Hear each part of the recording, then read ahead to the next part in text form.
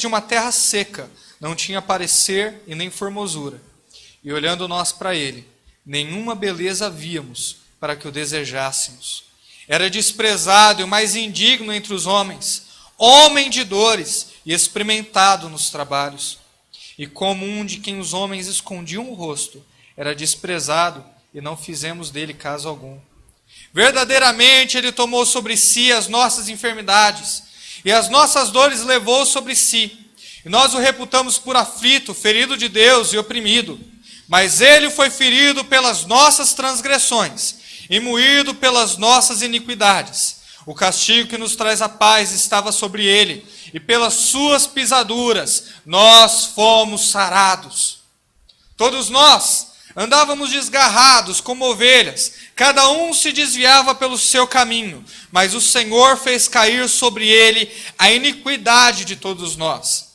Ele foi oprimido, mas não abriu a boca, como um cordeiro que foi levado ao matadouro, e como a ovelha muda perante os seus tosqueadores, ele não abriu a sua boca. Da opressão e do juízo foi tirado. E quem contará o tempo da sua vida, porquanto foi cortado da terra dos viventes, pela transgressão do seu povo, ele foi atingido. E puseram a sua sepultura com os ímpios, e com o rico na sua morte, porquanto nunca fez justiça, nem houve engano na sua boca. Todavia, ao Senhor agradou moê-lo, fazendo-o enfermar. Quando a sua alma se puser por troca pelo pecado, verá a sua posteridade, prolongará os seus dias, e o bom prazer do Senhor prosperará na sua mão. O trabalho da sua alma, ele verá e ficará satisfeito. Com o seu conhecimento, o meu servo justo justificará muitos, porque as iniquidades deles levará sobre si. Pelo que lhe darei a parte de muitos, e com os poderosos repartirá ele o despojo, porquanto derramou a sua alma na morte, e foi contado com os transgressores. Mas ele levou sobre si o pecado de muitos, e pelos transgressores intercede. Eu sempre li esse texto como um texto que profetizava a respeito da morte de Jesus Cristo, que ele pagou o preço pelo meu e seu pecado, que o castigo que estava sobre ele nos trouxe paz com Deus, e que ele nos trouxe salvação através da sua vida. E a maneira como qualquer um que lê esse texto vai ler, e é real, e é verdadeira, e é nítida. Mas qual foi a minha surpresa em saber que na história da igreja não foi assim que eles interpretavam esse texto? Que eles interpretavam esse texto de uma maneira muito mais profunda. Que o pecado desse texto tem nome, e o pecado pelo qual Cristo morreu por você se chama idolatria. Nós não podemos tirar esse texto do seu contexto, que é o livro de Isaías. E o livro de Isaías é um livro que combate a idolatria do povo de Deus. O povo vinha para adorar a Deus, mas o coração desse povo estava longe dele. Se você for ver, lá no capítulo 1 de Isaías, ele vai perguntar: quem chamou vocês para virem aos meus atos? As festas de vocês é abominação. Eu não suporto mais os sacrifícios, os holocaustos. Eu não suporto mais os sábados, as festas, as cerimônias e os ajuntamentos solenes. Vocês são sábios ao seu próprio entendimento. E vocês têm ídolos. Vocês se prostram diante daqueles que os seus dedos fabricaram. O contexto do livro de Isaías é idolatria, meu irmão. E é sobre isso que esse texto está falando. Sobre um povo que pode professar até pode professar que serve esse Deus, mas o coração, o entendimento, está longe dele, está voltado a ídolos, está voltado àquilo que o coração adora, está voltado ao Senhor que tem dentro dele, tem dentro dela, e talvez você esteja refém dessa situação hoje, servindo um outro Deus, senão o verdadeiro. Cristo morreu para a sua idolatria. E é isso que eu quero provar para você com esse texto hoje. Se atente, e você vai perceber, do início até o fim, que hoje a mensagem é uma mensagem para destruir o ídolo que você criou na sua consciência, no seu coração. Noite de renovar a aliança com Deus. Noite de restituição. Noite de reconstrução de caráter. Senhor meu Deus e Pai, com a Tua palavra aberta, Tua palavra que não pode errar, por mais que os nossos passos errem, por mais que os nossos passos vacilem. A Sua palavra está viva diante de nós, Senhor, e que ela nos vivifique, que ela nos traga vida, Pai. Que nós possamos olhar para Ti, para quem Tu és, e converter-nos dos nossos ídolos, e deixá-los de lado, e abandoná-los de verdade, Senhor, para olhar para o único Deus verdadeiro, que teve a paixão, o amor, de morrer pelos nossos pecados, de morrer pela nossa idolatria, para que nós pudéssemos nos ajoelhar diante do verdadeiro Deus, que deu a sua vida em nosso resgate. Obrigado por esse favor, Senhor. Em nome de Cristo Jesus. Amém. Eu quero começar provando sobre a idolatria que tem no seu coração. Para começar, idolatria vai muito além de um deusinho de barro ou de gesso que você constrói para si e que você adora. Vai muito além disso. Idolatria, na Bíblia, não tem que ver necessariamente com ídolos que você constrói para si. Idolatria na Bíblia é tudo aquilo que você coloca no lugar de Deus. E pode ser qualquer um e qualquer coisa. Talvez a pessoa que você adora é um namorado. Talvez a pessoa que você adora é uma namorada, um cônjuge. Talvez um pai, uma mãe. Talvez um irmão, talvez alguém muito querido, um chefe, um professor que você admira. Uma ideologia política, quem sabe. Há espaço para bastante idolatria no seu coração. Como dizia Calvino, o coração humano é uma fábrica de fazer ídolos. E a idolatria pode variar, pode ser televisão, entretenimento, bebida, cigarro, felicidade, pode ser qualquer coisa. Qualquer coisa pode ser, qualquer coisa mesmo, pode ser o motivo da sua idolatria. Observa como ele começa o verso 1. Ele diz assim: quem deu crédito à nossa pregação? E a quem se manifestou o braço do Senhor? Por que que ele diz isso? A pregação do Evangelho é uma pregação que pouca gente vai dar crédito. É uma pregação que pouca gente vai parar para ouvir. É uma pregação que pouca gente vai se atentar, vai querer conhecer. Por quê? Porque não é uma pregação atrativa. Não é uma mensagem que causa atração no coração do homem, da mulher natural. Porque a mensagem do Evangelho não está baseada no venha para Jesus e seja feliz. Venha para Jesus e seja próspero segundo essa vida. Venha para Jesus e os seus problemas estão resolvidos. Apesar de ter muitas igrejas que pregam isso e que fazem disso realidade, não é essa a mensagem verdadeira do Evangelho. Quem que vai largar o mundo para vir para Deus? Quem que vai abandonar os seus ídolos para vir para Cristo? Quem que vai deixar o pecado que ama para se agarrar na pessoa de Jesus? A pregação do Evangelho não é atrativa. Se nós olharmos para ela com verdade, com sinceridade, nós vamos observar que nós estamos abandonando esse mundo, as suas paixões, os prazeres, para seguir Jesus Cristo como Senhor e Salvador. Não tem atração nisso. Não tem paixão nisso. Não tem ilusão nisso. Olha como ele continua esse verso. Como raiz de uma terra seca. Ele não tinha, Jesus, não tinha parecer, nem formosura. E olhando nós para ele, nenhuma beleza havíamos para que o desejássemos. Observa como ele fala de Jesus. Ele não fala de Jesus de uma maneira positiva. Por exemplo, Jesus era feio, Jesus era horrível. Ele não fala isso. Ele vai colocando Jesus de uma maneira contrapositiva, dizendo, olha, ele não tinha beleza, nenhuma formosura tinha, nada tinha que o desejássemos. Por que que Isaías começa falando assim da pessoa de Jesus? Porque quando nós comparamos o nosso ídolo à pessoa de Jesus, Jesus se torna muito menos atrativo. É isso que ele está querendo dizer aqui no verso 1. Por quê? Vamos pensar em um ídolo. Vamos pensar em um ídolo feito de barro para servir de ilustração para nós. Imagina um ídolo de barro. O ídolo de barro, ele é atrativo. O ídolo de barro, ele é bonito. E o ídolo de barro, ele traz ilusão. A gente se ilude com a imagem que a gente tem do ídolo. A gente cria para si o nosso Deus. A gente diz para esse Deus, não, eu vou servir esse Deus, eu vou sacrificar esse Deus, e esse Deus vai me dar exatamente aquilo que eu quero. Era como o povo estava se manifestando na época. Você se lembra de Baal? O Deus Baal funcionava mais ou menos assim, você sacrificava, você dava aquilo que ele pedia, e ele tinha que te responder imediatamente. E ele tinha que te dar a resposta na hora, no ato, instantaneamente. Senão não era Deus. Senão ele não era pelo menos o Deus que você cria, que você criou para si. Quando a gente cria para nós um ídolo, esse ídolo nunca é real. Esse ídolo traz ilusão. Para pensar nessa pessoa que é o ídolo da sua vida. Você está idealizando ela.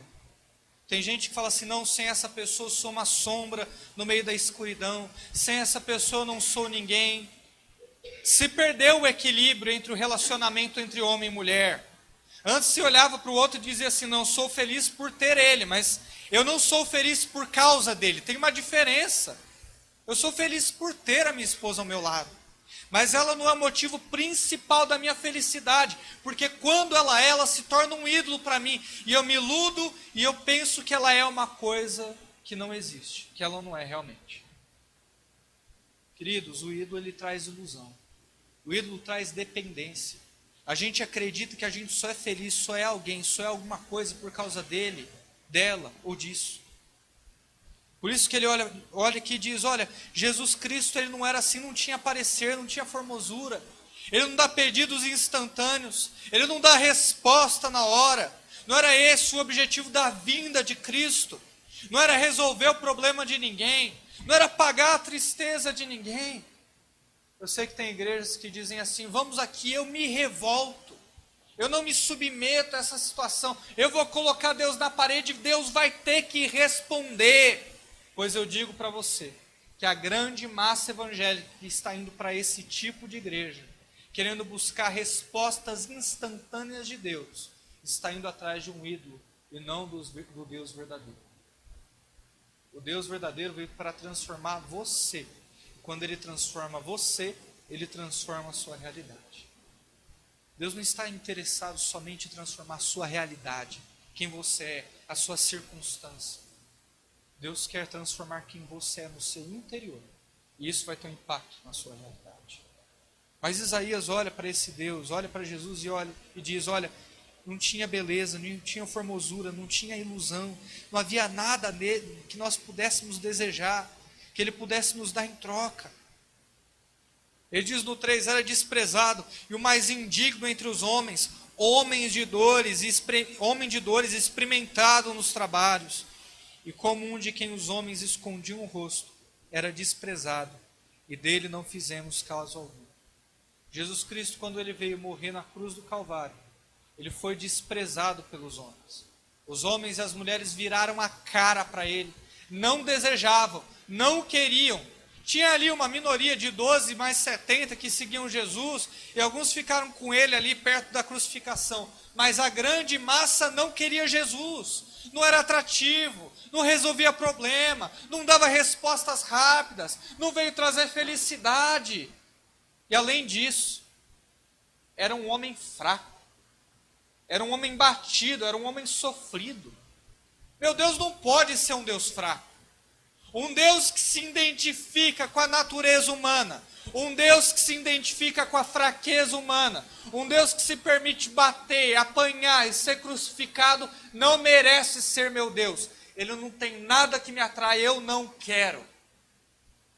Era essa a realidade dos idólatras da época. E é o que as pessoas querem hoje. Sabe, esse negócio de o Senhor é meu pastor e nada me faltará. É para poucos. É para aqueles que querem reconhecer, é para aqueles que querem relacionamento. É para aqueles que percebem que tem um Deus que quer se relacionar.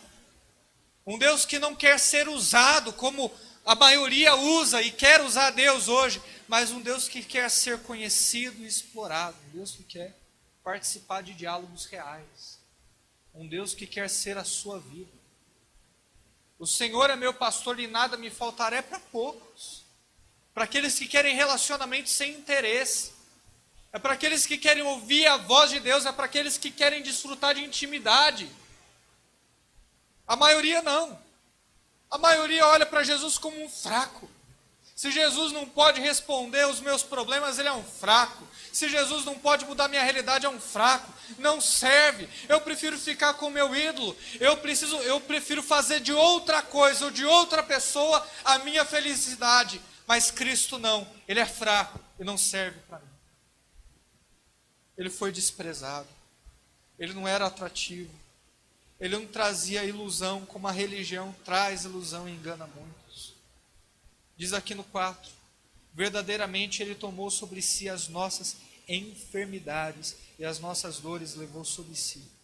E nós o reputamos por aflito, ferido de Deus e oprimido.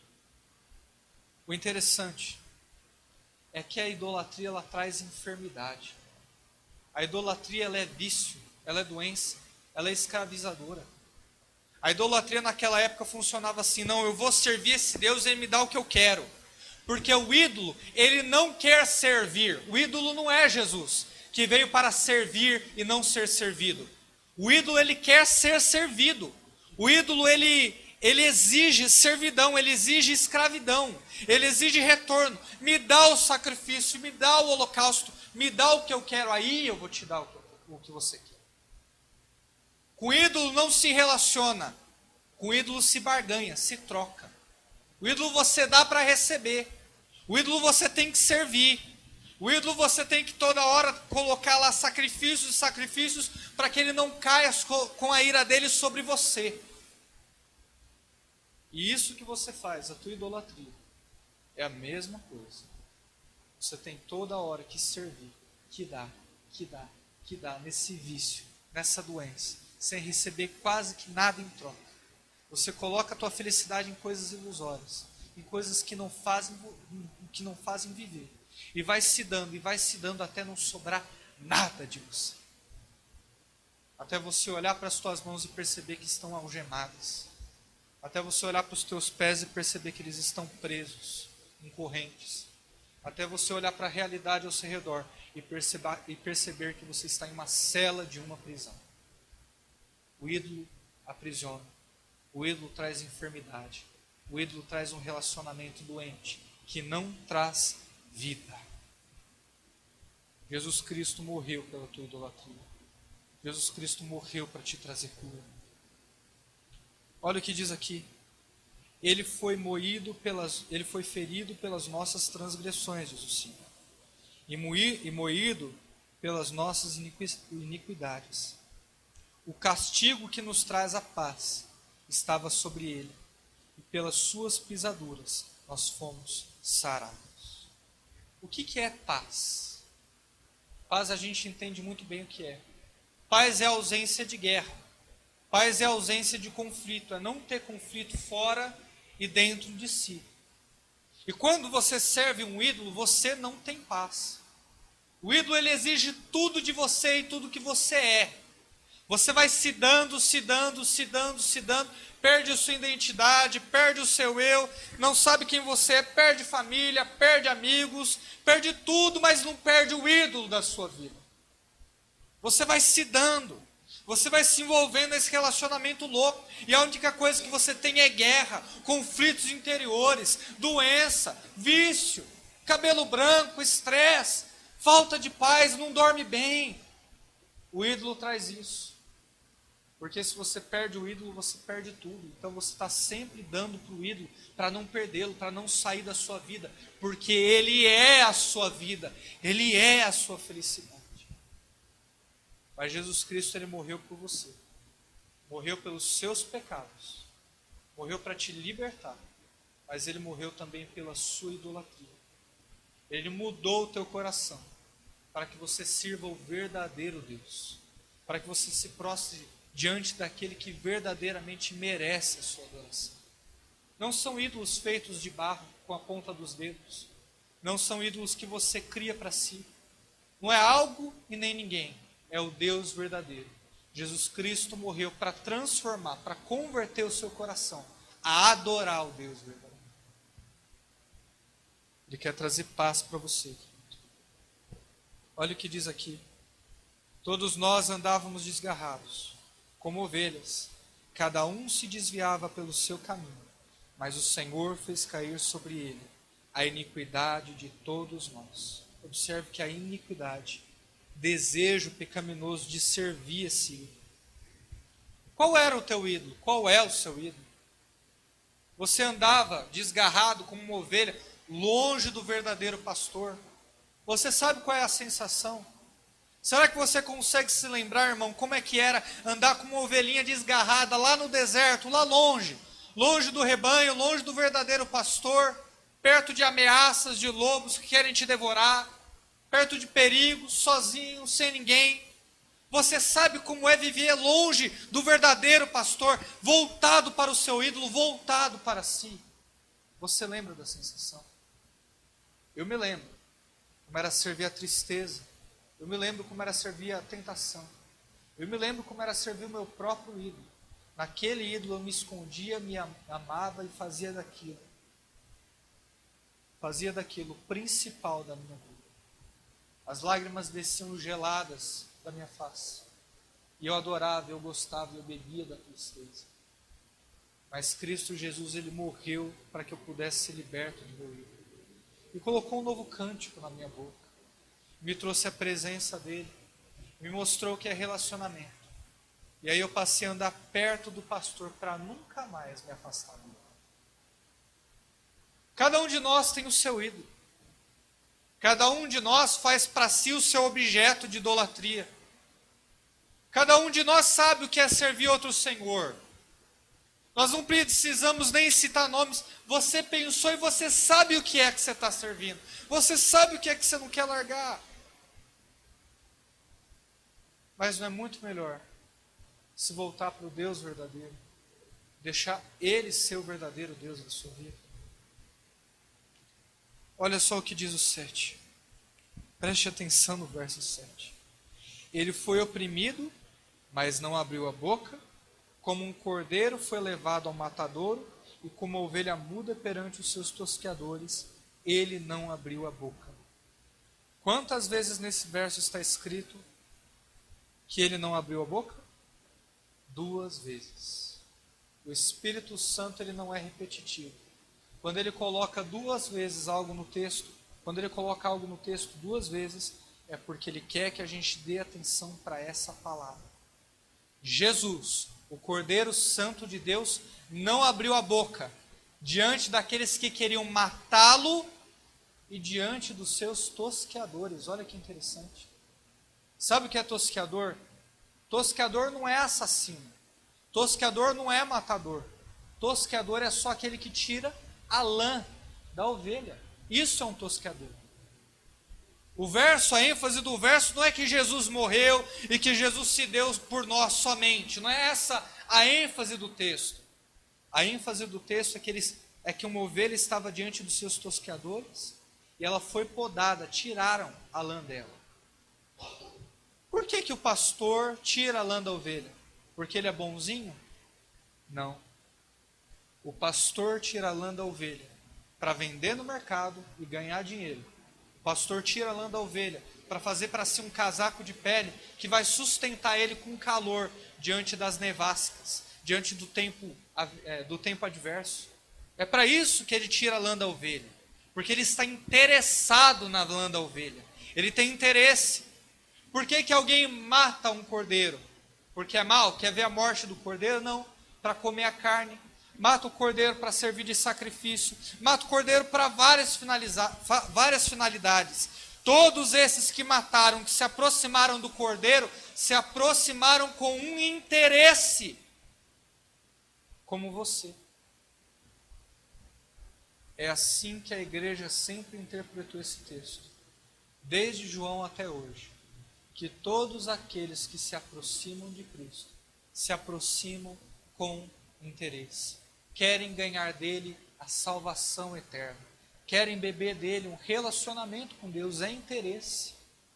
E a palavra de Deus diz que ele não abriu a boca diante dos seus tosqueadores.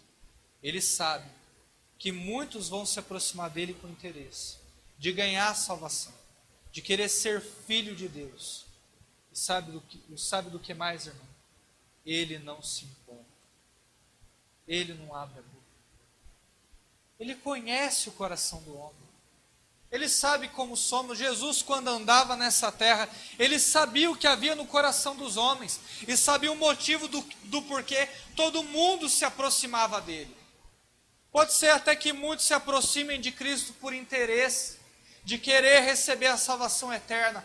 Mas nenhum relacionamento verdadeiro com Deus termina assim. Pode começar por interesse, mas não termina por interesse. Se desenvolve um relacionamento de amor, de bondade, de mansidão, de piedade.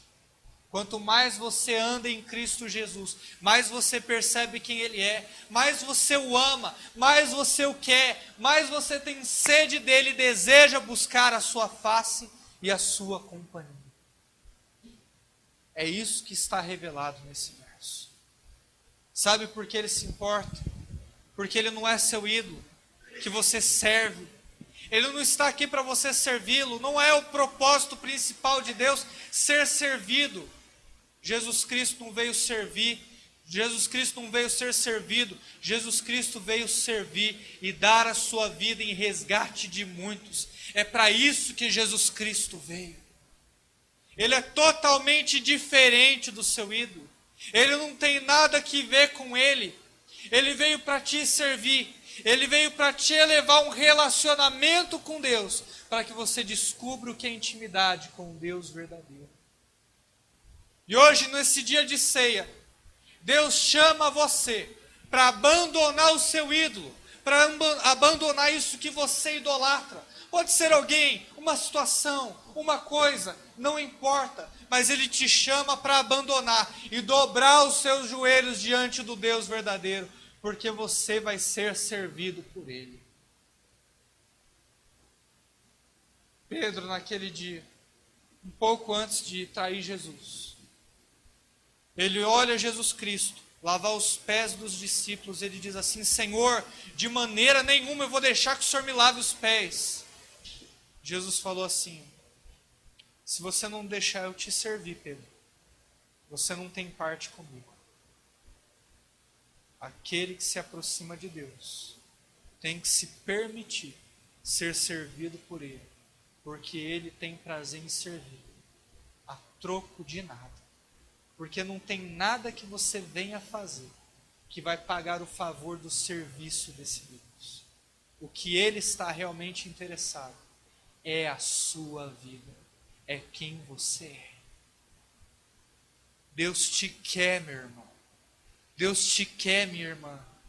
E essa é a melhor notícia que você pode receber hoje. Que você tem um Deus que te quer, que te deseja, que tem prazer na sua companhia. É para isso que Ele te chama. E mesmo que você se aproxime dEle com intenções impuras, intenções que não são totalmente boas, como todos nós, se olharmos para a nossa vida, sejamos sinceros, não há 100% de boas intenções no nosso relacionamento para com Deus. Mas Ele não se importa. Ele não liga. Ele está disposto a te transformar dia após dia, porque aquele que começou a boa obra vai terminá-la até o final. O interessante é que quando a gente olha para o nosso coração idólatra, a gente percebe que não precisa de muito para a gente ser idólatra. Não é verdade? Pode ter certeza que Adão não tinha ninguém que falava assim para ele: Adão, vamos para a balada, Adão. Adão, vamos tomar uma Smirnoff Ice misturada com energético aí, Adão. Adão, vamos lá para o funk lá, ficar com uma mulherada lá, Adão, vamos junto. Não, Adão não tinha ninguém assim. E mesmo assim pecou. Porque o coração humano é uma fábrica de fazer ídolos. Você não precisa de ninguém para te incentivar a idolatria, para se tornar um idólatra. Você já é idólatra por natureza. E Deus quer transformar a sua idolatria em adoração verdadeira. Olha o que diz aqui: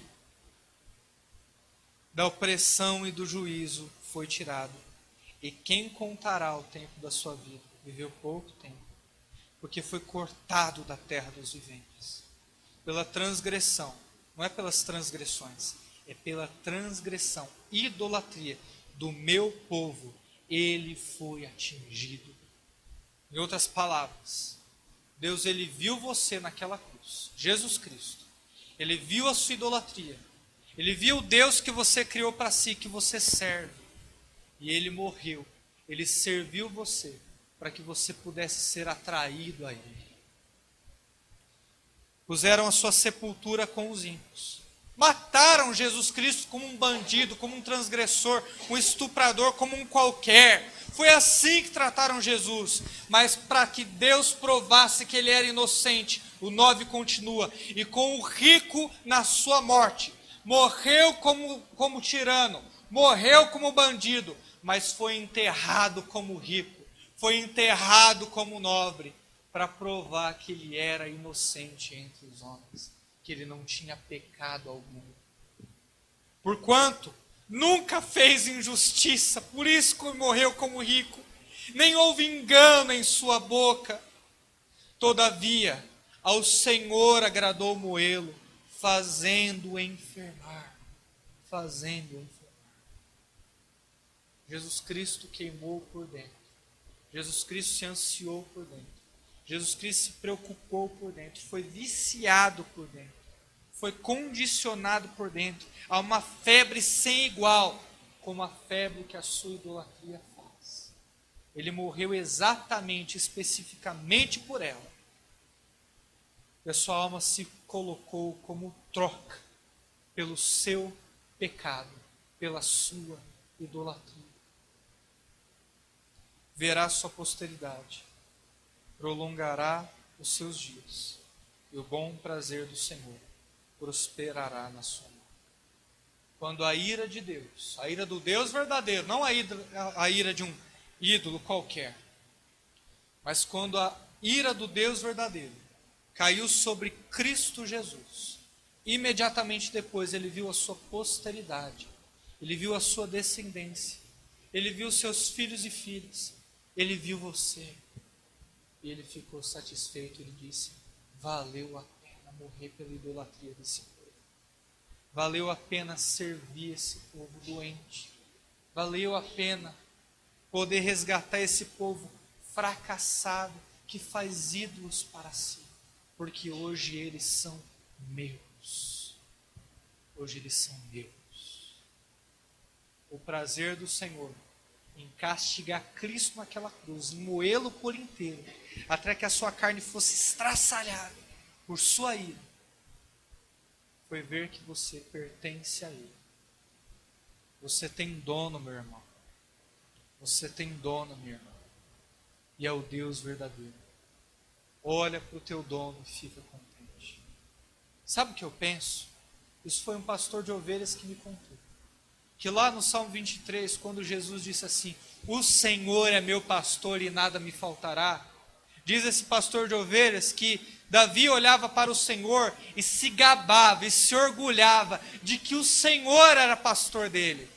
Era como se ele olhasse para todos que estavam em volta, com outros pastores e diziam assim, olha, o Senhor é meu pastor e nada me faltará. Sabe aquela coisa de criança? Pergunta para o pequeno Mateus, quem é o pai mais bonito? É o meu pai mais bonito, é meu pai mais forte, meu pai é o meu herói, meu pai pode tudo, meu pai sabe tudo. É coisa de criança, é o orgulho de criança, de ver o pai falar, ele é tudo para mim, esse é o meu herói. Você pode olhar para o Senhor e dizer, o Senhor é meu pastor e não preciso de mais nada. E isso é suficiente, porque esse pastor me guia em tudo aquilo que eu necessito para viver. Ele verdadeiramente me ensina a viver.